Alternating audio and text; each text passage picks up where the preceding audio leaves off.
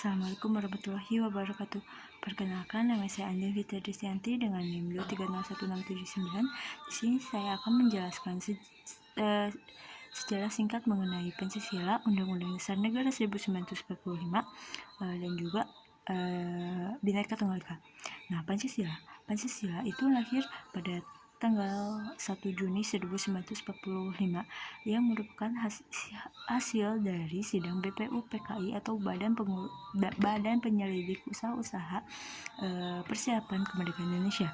Nah, ada beberapa kronologi, yaitu yang pertama pada tanggal 29 Mei itu BPU PKI mengadakan sidang yang pertama. Lalu pada 1 Juni 1945 itu Insinyur Soekarno menyampaikan gagasannya mengenai dasar negara gitu ya, dalam pidatonya yang berjudul lahirnya Pancasila. Nah, pada pidato itu beliau menyampaikan 5 gagasan. Nah, setelah pidato tersebut, gagasannya diterima oleh BPU PKI. Nah, untuk menyempurnakan gagasan tersebut, BPU PKI itu menciptakan atau membentuk panitia 9 yang beranggotakan Insinyur Soekarno, Muhammad Hatta, Muhammad Yamin, dan yang lain. Nah, Pancasila disahkan sebagai dasar negaranya itu pada tanggal 18 Agustus pada saat sidang PPKI itu. Lalu ada sejarah singkat mengenai Undang-Undang Dasar 1945. Nah, perumusan Undang-Undang Dasar 1945 ini dimulai pada tanggal 10 Juli 1945 saat sidang kedua BPU PKI. Nah, Undang-Undang Dasar 1945 ini disahkan oleh Panitia Persiapan Kemerdekaan Indonesia atau yang lebih dikenalnya itu PPKI pada tanggal 18 Agustus 1945. Nah, Undang-Undang Dasar Negara ini diamandemen sebanyak 4 kali, yaitu pada tahun 1999, pada tahun 2000, dan juga pada tahun 2002. Nah, Undang-Undang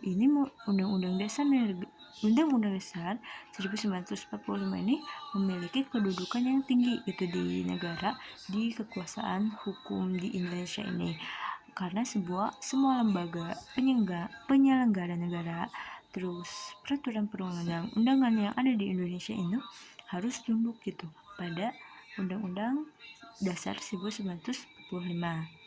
Nah, lalu saya akan menjelaskan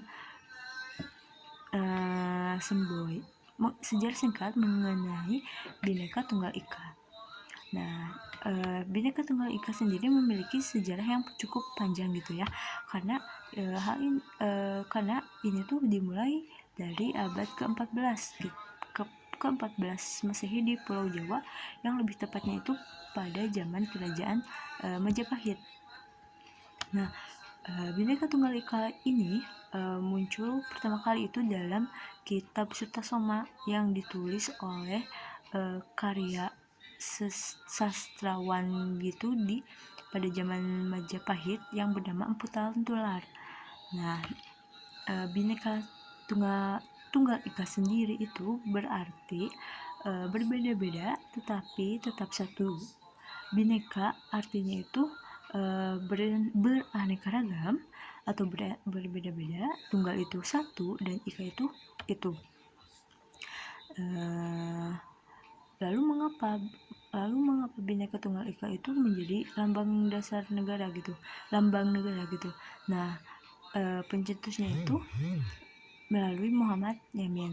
Muhammad Yamin merupakan tokoh pertama yang mengusulkan Bhinneka Tunggal Ika itu sebagai semboyan negara, karena beliau meyakini bahwa karya Empu Talentular ini sangat cocok untuk diimplementasikan dengan kehidupan di Indonesia, karena di Indonesia sendiri kan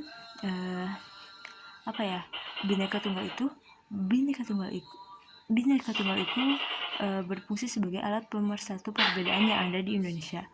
Sekian dan terima kasih presentasi video dari saya. Wassalamualaikum warahmatullahi wabarakatuh.